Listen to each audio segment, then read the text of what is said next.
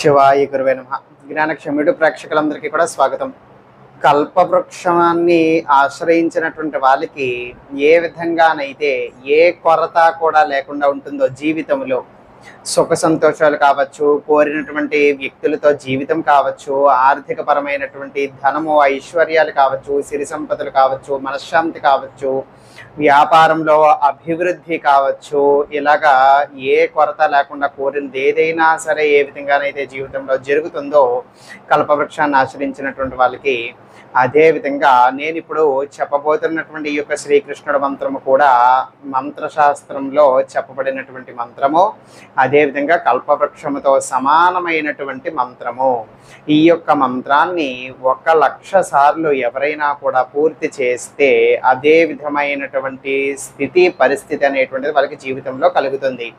జీవితంలో దేనికి కూడా కొరత అనేటువంటిది ఉండకూడదు.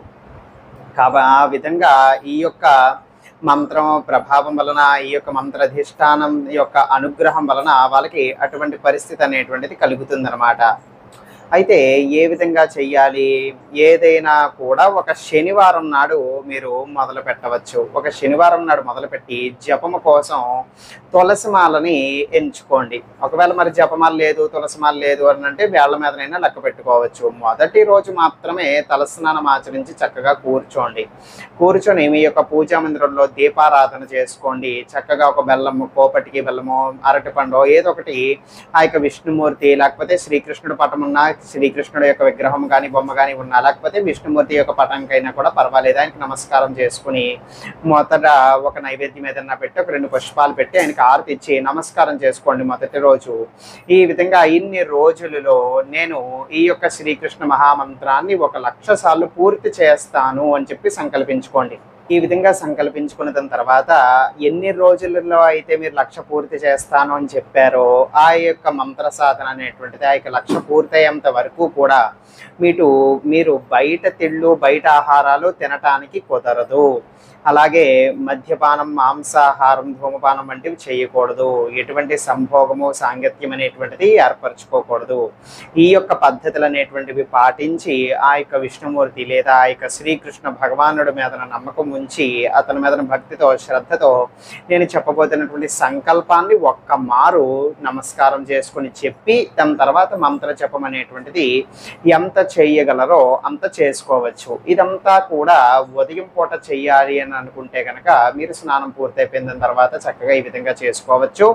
అలాగే సాయంకాలం కూడా మళ్ళీ కూడా చేసుకోవచ్చు. మీరు భోజనం చేసేసిన తర్వాత, లేకపోతే భోజనం చేయక ముందు, పలహారం అయితే పలహారం, భోజనం అయితే భోజనము అయిపోయిన తర్వాత మళ్ళీ శుచిగా స్నానం ఆచరించి చక్కగా కూర్చొని ఇక మంత్రజపం అనేటువంటి చేసుకోవచ్చు. ఎందుకంటే మరి మీరు సంకల్పించుకున్నటువంటి అన్ని రోజులలో మీరు 1,00,000 పూర్తి చేసేయాలి కదా.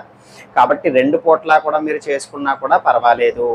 అయితే సంకల్పం ప్రతిసారి మీరు జపం ప్రారంభించేటప్పుడు మాత్రం ఒక్క మారే సంకల్పం చెబుతారు. మిగతా తదుపరంతా కూడా మంత్రజపం అనేటువంటిది చేసుకుంటూ ఉండవచ్చు. ఆ యొక్క సంకల్పము అలాగే ఆ యొక్క మంత్రము తెలియజేస్తున్నాను, వినండి. అస్య శ్రీకృష్ణ మంత్రస్య నారద ఋషి గాయత్రీ ఛందః కృష్ణో దేవత మమ అభీష్ట సిద్ధ్యర్థే జపే వినియోగః.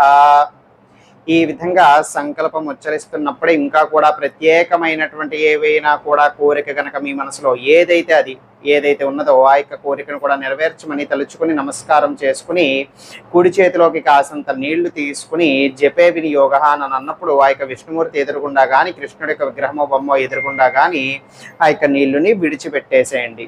దాని తదుపరి ఇప్పుడు మంత్ర జపాన్ని ప్రారంభించండి. మూల మంత్రం తెలియజేస్తున్నాను.